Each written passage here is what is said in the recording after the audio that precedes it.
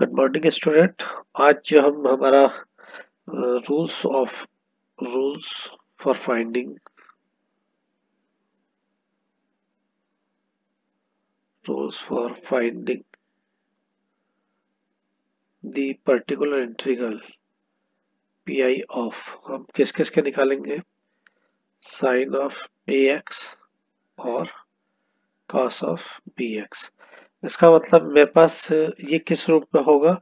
जो मेरे को इसको निकालना है वो इस रूप में होगा, 1 शाई ई, और यहाँ पर आप ले लीजिए साइन ऑफ ए एक्स। इसी को मैंने कल शाई को लिखा था एफ ऑफ ई। हम ये भी लेके कर सकते हैं क्योंकि इससे मुझे फंक्शन बनाने में कोई परेशानी नहीं होगी। तो सबसे पहले मैं पर्टिकुलर इंटीग्रल बताता हूँ आपको, इसका किस टाइप से निकलता है।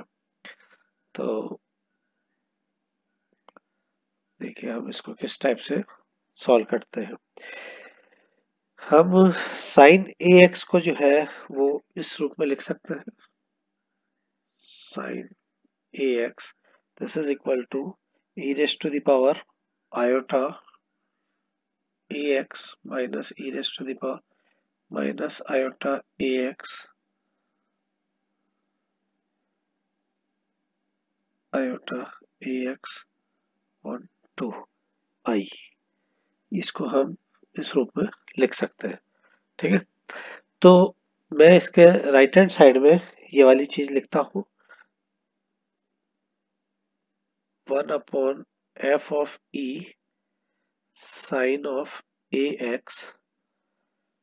कुछ सिंबल ऑटोमेटिकली बना देता है ये।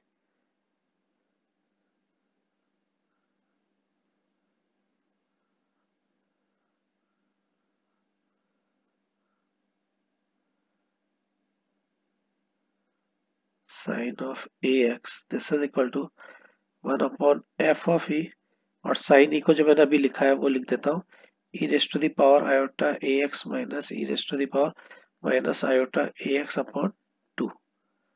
इसको मैं इस रूप में लिख सकता हूँ। अब मैं इसको सेपरेट कर लेता हूँ, 2i है आयोटा, है ना। तो यहाँ से जब मैं इसको सेपरेट करूंगा तो मेरे पास क्या आ जाएगा, 1/2 आयोटा तो बाहर आ गया। पहली बार सेपरेट होगा तो एफ ऑफ ई के साथ आ जाएगा e rest to the power iota A X minus 1/f of E, F of E e rest to the power minus iota A X, ठीक है। This is equals to 1/2i, तो iota बाहर रहेगा। और ये वाली जो चीज है इसको हम किस रूप में लिख सकते हैं, 1/f ऑफ ई, और इस e rest to the power iota a i को मैं लिख रहा हूँ a1 of x minus 1/f ई, और इसको लिख रहा हूँ a2x। यहाँ लिख सकता हूँ where a1x is equal to, where a1x equal to कितना है, e rest to the power iota ax and a2x equal to e rest to the power minus iota ax, ठीक है। तो अब इसके लिए कंडीशन क्या हो जाएगी, जैसे ही मैं इसको यहाँ लगाऊंगा, ये स्टेप बहुत ध्यान से देखना मैं क्या कर रहा हूँ। ये a1 जो है वो e से रिप्लेस हो जाएगा, सॉरी e जो है वो a से रिप्लेस हो जाएगा। तो यहाँ पर आ जाएगा 1/f of a1, f of a1, और ये आपका जो था a1x ये सच रहेगा, प्लस या माइनस जो भी है f ऑफ a2, और ये आपके पास हो जाएगा a2x, a2x, x ऊपर की तरफ है पावर में, a1x और a2x। इसके लिए कंडीशन है, कन्वर्जेंस कंडीशन बोल सकते हैं, वेयर 1/f ऑफ a1, या मैं डायरेक्टली कह सकता हूँ कि f of a1 is not equal to 0, otherwise infinity हो जाएगा ये। तो मैं यहाँ पर इसको ये डायरेक्टली यही लिख देता हूँ, f of a1 is not equal to 0 and f of a2 is not equal to 0, ठीक है। तो इसका मतलब जो मेरे को पर्टिकुलर इंटीग्रल निकालना था वो किस टाइप से हो गया, 1/f of E of sine of a x, this is equal to क्या निकला मेरे पास, 1/2i f of a one e raise to the e, नहीं ई का यह काम नहीं है, ये आपका कैसे हो गया ए one x minus 1/f2 a2x, ये हमारे पास साइन का आएगा। अब हम निकालते हैं हमारे कॉस का सिमिलरली सेम तरीके से, तो यहां पर मैं लिख रहा हूं 1/f of e cos of ax। अब यहाँ पर मैं 1/f ऑफ e तो सेम जो लिखा था, यहाँ पर मैं क्या लिखूंगा कॉस ऑफ उसको e raise to the power में, वहां पर मेरे पास क्या चेंज आ रहा था, यहाँ क्या चेंज आएगा e raise to the power, ये वहां माइनस था यहाँ प्लस आ जाएगा, ये माइनस का रहेगा ही रहेगा और 2 आएगा, आयोटा नहीं आएगा इसमें, ये ध्यान रखना क्योंकि ये रियल पार्ट ऑफ इसका आएगा। तो हम जब इसको उसी तरीके से खोलेंगे जिससे पहले खोला था, वहाँ 2i आया था तो यह 2 बाहर आ जाएगा 1/2, और ये 1/f ऑफ e अंदर चला गया था किसके साथ, e raise to the power iota ax के साथ, ठीक है, plus 1/f of e raise to the power minus iota a of x, और फिर हमने क्या माना था इसको, एक को हमने a1 मान लिया था और एक को a2 मान लिया था, यानी मैंने यहाँ पर माना वेयर a1 इक्वल टू किसको माना है e ऑफ आयोटा ax को, एंड a2 जो माना है वो किसको माना है e raise to the power minus iota of ax, ठीक है। तो यहाँ से आपके पास कितना हो जाएगा, ax को नहीं माना है, आयोटा a को माना है, तभी तो ये ax बनेगा, इसका मतलब मैं ऊपर भी गलती करके आया हूँ क्या, जहाँ पर मैंने वेयर लिखा है, हाँ यहाँ पर भी देखो गलती हो गई थी, ये x यहाँ से हटेगा और ये इधर भी x आपका हटेगा,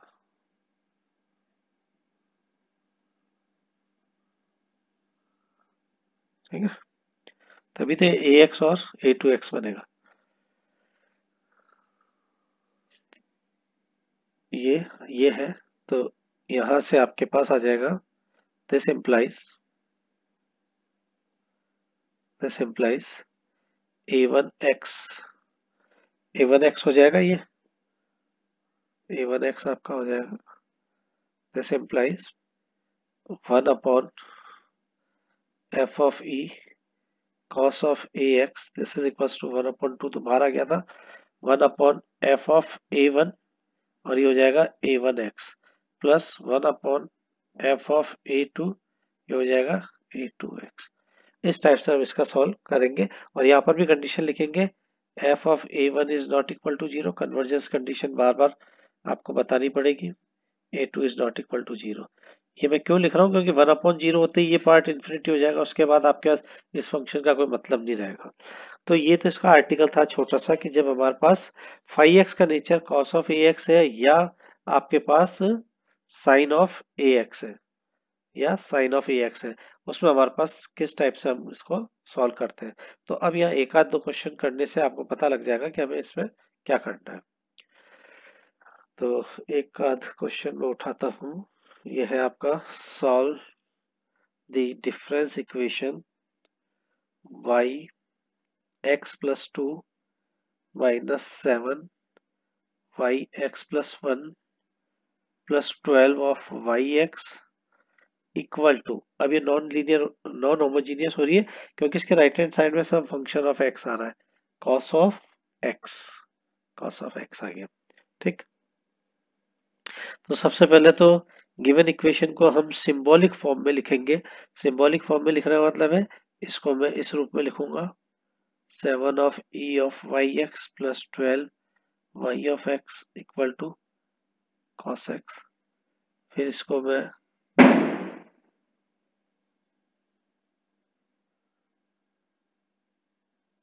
cos ऑफ x, तो यहां मैं लिख सकता हूं हियर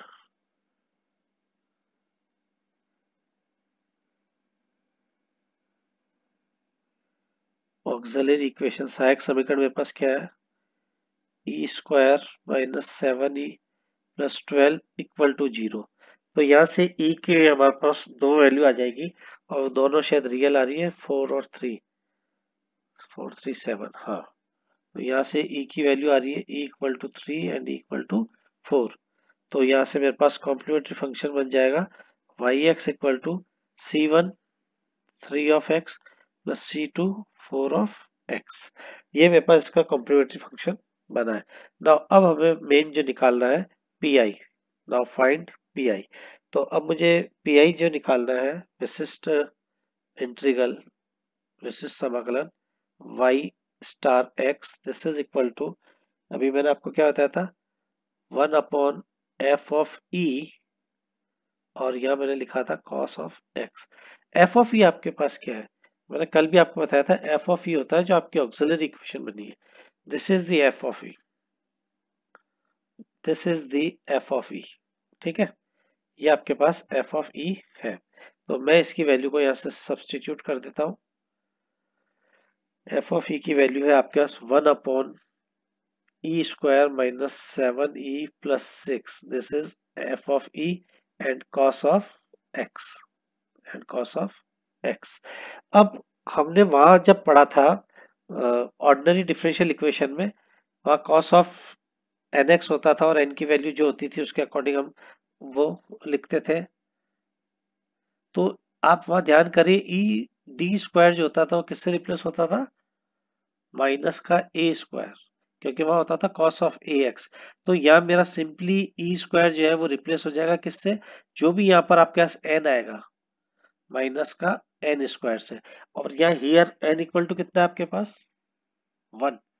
तो एन स्क्वायर जब आप करोगे तो ये हो जाएगा, पूरे का होल स्क्वायर मत करना, ये आपके पास ही आएगा। ठीक है, अब मैं इसकी वैल्यू को सब्सटीट्यूट कर देता हूँ यहाँ पर। तो this is equal to 1 upon e, e है मेरे पास माइनस का 1 माइनस 7e प्लस 6, प्लस का 6, नहीं प्लस 6 नहीं है 12 है, देखो पर याद नहीं रहा था मैंने, यहाँ सारी गलती कर दी। ये प्लस 12 है, ये प्लस 12। ठीक है, और ये आपके पास है cos of x, cos of x। अब यहां से जब मैं इसको सॉल्व करूंगा तो मेरे पास कितना आ जाएगा, this is equal to 1 upon 11 minus 7e cos of x। फिर वहां क्या करते थे, इससे अपोजिट साइन से हम ऊपर नीचे मल्टीप्लाई करते थे 7e, और यहाँ जब करेंगे तो हमारे पास कितना आ जाएगा, 11 का स्क्वायर माइनस 7e का स्क्वायर, 7 स्क्वायर e स्क्वायर। तो ये आ जाएगा 11 का स्क्वायर ए स्क्वायर माइनस बी स्क्वायर, 7 का स्क्वायर और E square cos of x. अब यहां पर वापस से ई स्क्वायर को मैं किससे रिप्लेस करूंगा, ई स्क्वायर को रिप्लेस कर रहा हूं मैं 11 प्लस 7e, 11 का स्क्वायर हो गया 121 माइनस का 49 और माइनस का 49, और ई स्क्वायर जो है वो आपके पास -1 का स्क्वायर कॉस ऑफ एक्स। ये जब अपन सॉल्व करेंगे नीचे का तो ये आ जाएगा माइनस माइनस प्लस 49, और ये हो गया 40 60 170। 170 तो मैं बाहर ले लेता हूँ, ये आ जाएगा 11 cos of x plus 7e cos of x. और 7e को मुझे जो लिखना है ये बहुत इंपॉर्टेंट है, यहाँ जो e जो है वो मैं चेंज करूंगा किसमें, इसमें यहाँ पर आके आपको थोड़ा ध्यान रखना पड़ेगा कि ये जो e है उसे मुझे चेंज करना है। ये तो ऐसा सच रहेगा प्लस 7, ई की वैल्यू होती है 1 अपॉन 1 प्लस डेल। ठीक है, कॉस ऑफ एक्स। फिर इसको और सेपरेट कर लेते हैं, 170 11 cos x plus 7 cos of x, और इसकी वैल्यू क्या होती है आपको पता होना चाहिए, इसकी वैल्यू बहुत इंपॉर्टेंट है, del cos X. This is simply dy by D X, यानी d by D X of cos of X, यानी कॉस एक्स को जब हम डिफ्रेंशिएट करेंगे तो आ जाता है माइनस का, तो ये सिंबल चेंज हो रहा है, इसको हम यहाँ से डिलीट करो, इसकी वैल्यू होती है हमारे पास माइनस साइन ऑफ एक्स। ठीक है, इसकी वैल्यू को मैं यहाँ सब्सटीट्यूट कर देता हूँ, this is equal to 1 upon 170, 11 और 7 18, cos of X 18 cos X, और इसको हमने क्या रखा, माइनस का साइन एक्स। ये मेरे पास निकला है इसका पर्टिकुलर इंटीग्रल। तो मेरे पास अब जनरल सॉल्यूशन क्या हो गया, hence the general solution, hence the general solution is equation 1 plus equation 2, that is yx equal to cf plus pi. This implies yx equal to c1 3x plus c2 4x plus 170 18 cos x minus sin of x. This is the complete solution. This is the complete solution.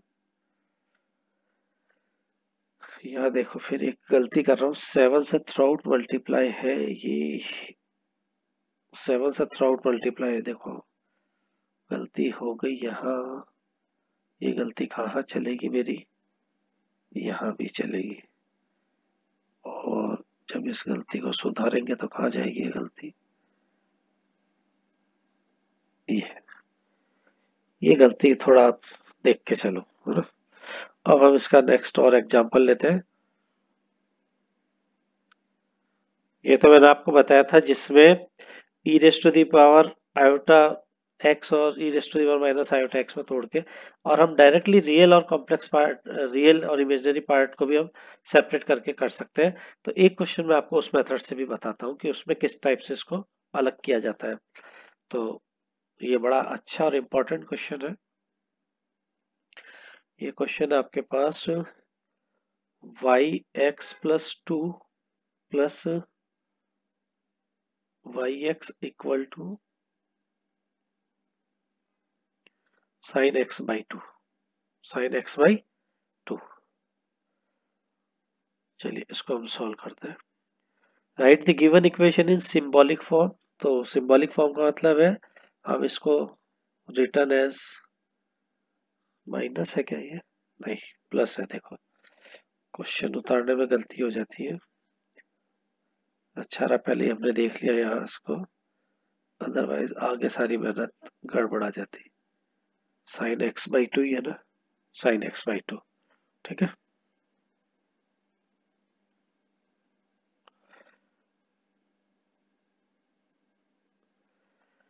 हाँ, तो यहां से आप क्या हो गया, e square plus one y x equal to sine x upon two. तो here auxiliary equation is, here auxiliary equation is e square plus 1 equal to 0. It means इसके इमेजनरी आ रहे हैं roots, it means e equal to 0 plus minus iota, 0 plus minus iota, ये इसके roots आए हैं। तो क्या मुझे इसका कॉम्प्लीमेंट सी एफ बता सकते हो, सी एफ क्या होगा, hence C F is Y x equal to, बोलिए कैसे लिखेंगे इसको। इसको आप लिखते हो आर ऑफ एक्स, याद करो C1 cos theta x plus C2 sine theta x, शायद ऐसे ही मैंने बताया था आपको। आर कैसे निकालते थे, आर निकालते थे alpha square plus beta square.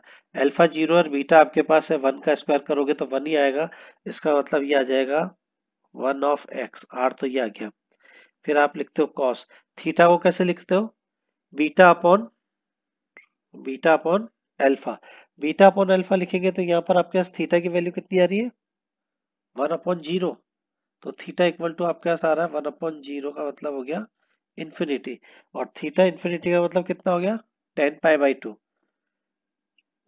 मतलब पाई/2 हो गया आपके पास थीटा की value.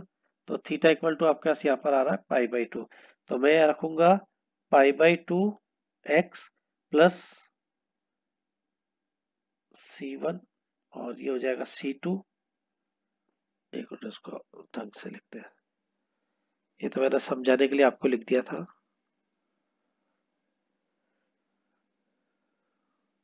Hence the CF is one of x ये मैंने आपको बता दिया कैसे निकला, C1 कॉस ऑफ थीटा की वैल्यू निकाली थी मैंने π/2 of x plus C2 sign π/2 और एक्स।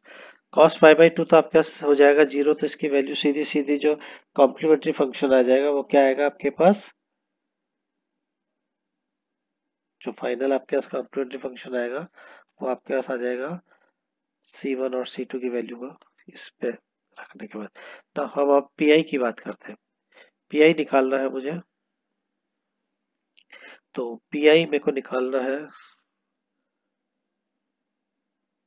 स्टार इक्वल टू, ये है 1/e² प्लस का 1, है ना, और साइन x/2 नॉट π/2, π/2 होगा तो डायरेक्ट ही आ जाएगा x/2, ये मेरे पास था। ठीक है, तो मैं देखो सेकंड मेथड बता रहा हूँ। यहाँ मैं लिखूंगा इमेजिनरी पार्ट, इमेजिनरी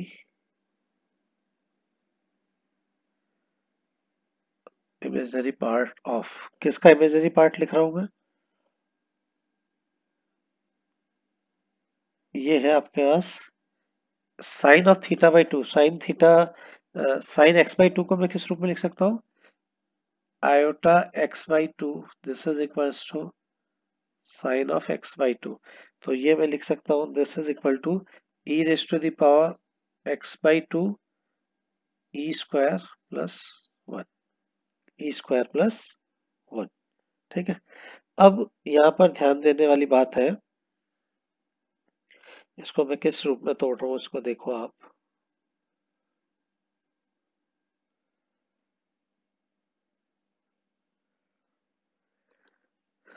ये हम वहाँ करते थे ना e⁻ax, तो हम e को किससे रिप्लेस करते थे, एग्जैक्टली मैं सेम यहाँ भी ये कर रहा हूँ। यहाँ तो आपके पास था e⁻i/2 और x, मैं ये लिख सकता हूँ इसको, यानी मैं इसको लिख सकता हूँ 1/2 e ऑफ e 1/2 आयोटा और x। ठीक है, इस रूप में आ गया है। और नीचे जो है वो e² जो है वो किससे रिप्लेस हो जाएगा, e⁻ आयोटा x/2 का स्क्वायर, शायद यही है देखो।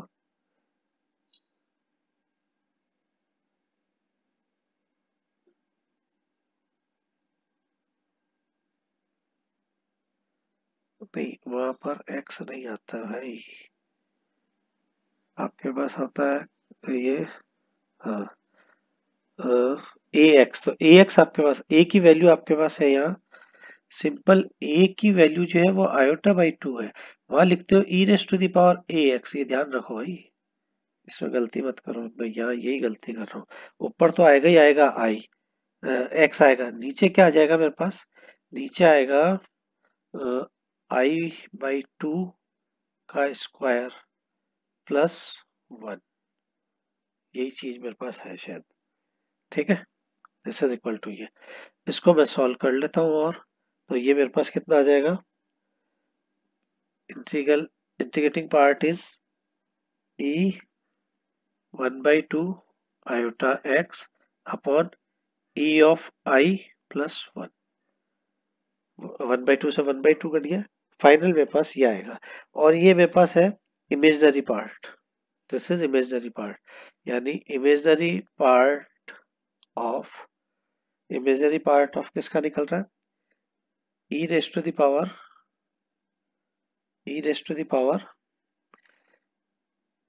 आयोटा और x।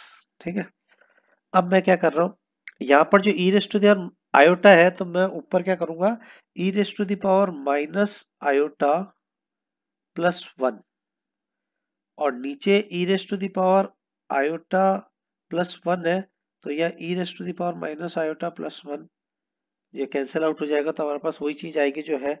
अब इसको अपन सॉल्व करते हैं, इसको नोट करना है, ये मैंने क्या लिखा है, इस वाले स्टेप को नोट करना।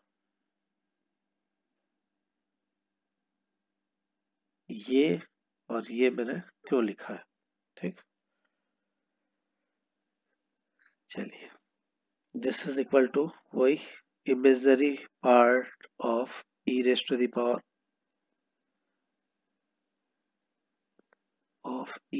पावर आयोटा एक्स बाई 2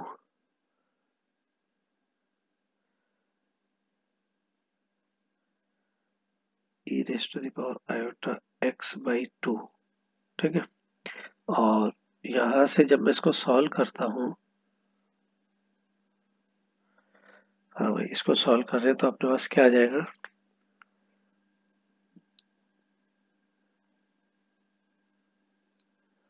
इसको मल्टीप्लाई करोगे बाहर वाले से e raise to the power iota x से, तो ये जो आपके पास टर्म आएगी e raise to the power iota वाली टर्म,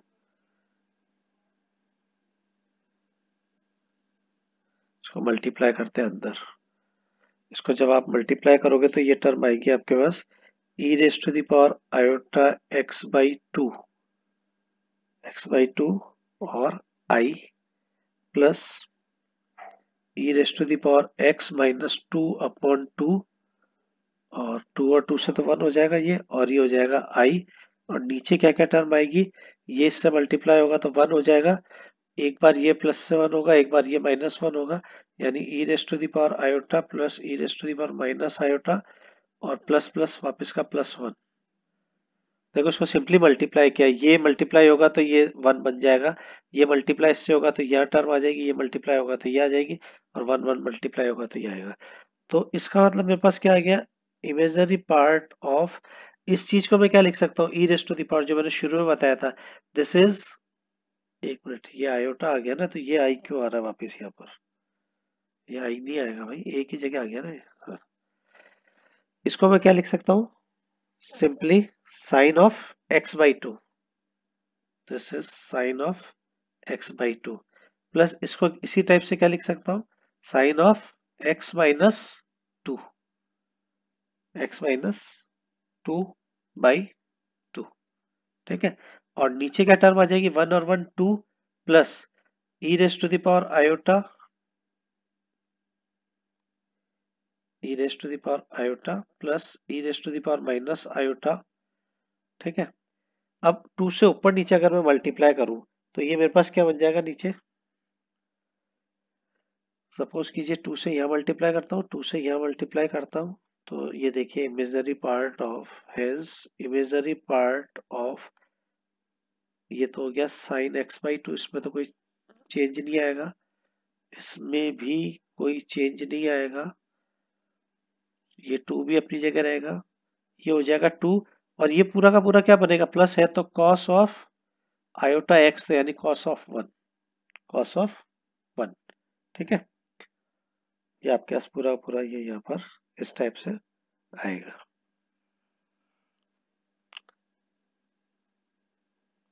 अब हम इसको और सॉल्व भी कर सकते हैं, फर्दर सॉल्व, वैसे यहाँ तक भी आपका आंसर आ सकता है, आ गया है। या साइन सी प्लस डी का फॉर्मूला लगा सकते हैं, sine C plus sine D आपके पास क्या होता है, 2 sine C plus D by 2, और फिर हो जाएगा cos C minus D by 2। वो फॉर्मूला अप्लाई करेंगे तो मैं डायरेक्ट रिजल्ट दिख रहा हूँ, वो डायरेक्ट रिजल्ट आपके पास आएगा sine of X minus 1/2 cos of 1/2, और जो 2 आएगा वो इस 2 से नीचे कैंसिल आउट हो जाएगा, यहाँ से भी 2 कॉमन आएगा तो ये 1 प्लस कॉस 1, ये कैंसिल हो जाएगा, तो ये मेरे पास आ जाएगा,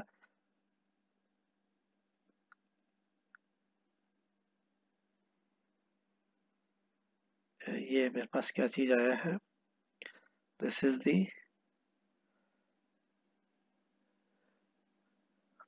द पर्टिकुलर इंटीग्रल ऑफ, किसका आया था, e square plus 1 sine x by 2, sine x by 2 का मेरे पास ये आ गया। तो अब मेरे पास टोटल सॉल्यूशन क्या हो गया, hence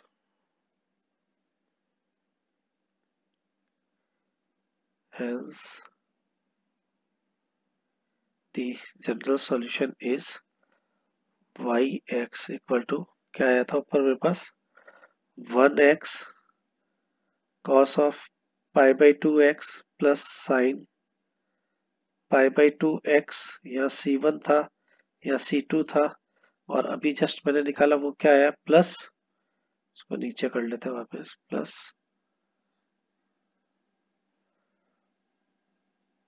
sine x minus 1/2 cos 1/2 upon 1 plus cos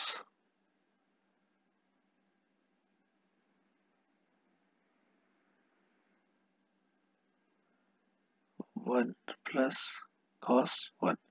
this is the complete solution. तो ये हमारे पास कुछ ऐसा एग्जांपल है जिसमें हमारा C1 का नेचर 5x का जो नेचर है वो साइन या कॉस का अगर आता है तो हम कैसे सॉल्व करते हैं।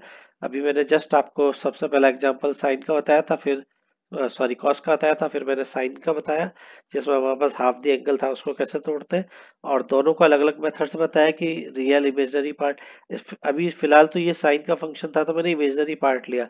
सपोज कीजिए अगर यहाँ पर कॉस आपका आता है, ये आपके अगर कॉस ऑफ x/2 आता तो सारी चीज ये यहाँ रहती, मेरे को यहाँ पर सिर्फ क्या करना पड़ता, इमेजनरी की जगह रखना पड़ता रियल पार्ट ऑफ ये, रियल पार्ट ऑफ ये करता, और रियल पार्ट ऑफ ये करने के बाद मैं इसको सॉल्व करता हुआ चला जाता।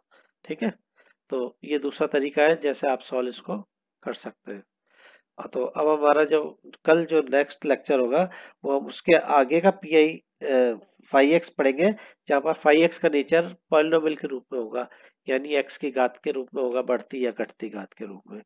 तो उसका हम कैसे पर्टिकुलर इंटीग्रल निकालेंगे, और ये सारा जो मेथड है वो मेथड ऑफ ऑपरेटर का यूज कर रहे हैं, अनडिटरमाइंड कोफिशिएंट का नहीं कर रहे हैं।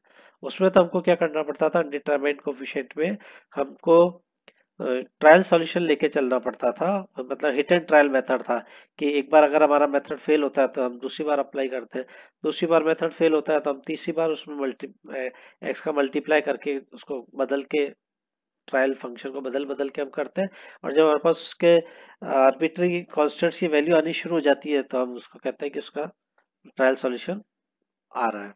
तो हम नेक्स्ट में पढ़ेंगे मेथड ऑफ ऑपरेटर से 5x जो है वो अगर पॉलिनोमियल के रूप में है तो उसको कैसे निकालते हैं। Thank you.